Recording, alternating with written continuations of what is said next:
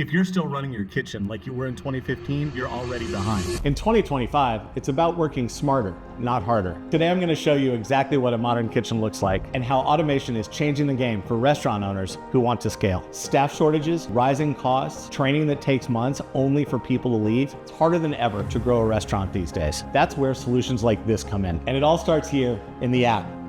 I can load hundreds of preset recipes or build my own from scratch. So I decide when each ingredient goes in, when the seasonings go in, down to the gram, and then I can upload that new recipe to the machine's cloud. So today, I built a green chili pork taco recipe just for this demo. So the first step is the machine seasons the cast iron pot automatically. Seasoning the pot. The right amount of oil, perfect temperature, locked in for great results every time. All I have to do is add the ingredients right when it prompts me.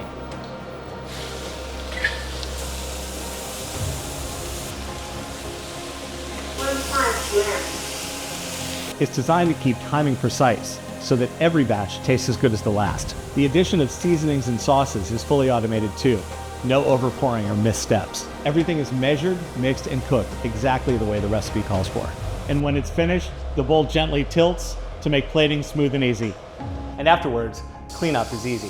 The system self-cleans the bowl, so you're ready to go again fast. Green chili pork tacos in less than 6 minutes. The real power of automation isn't just speed, it's consistency, precision, and the ability to scale without driving up your staff costs. Whether you're making green chili pork tacos, chicken fried rice, or pasta matriciana, the system adapts to your needs. And that's what's helping operators grow faster, without worrying about quality or labor shortages slowing them down. Most restaurant owners who come to see a demo all ask, will it cook my menu? If you're wondering the same thing, you can book a private in-person demo with the link in the description.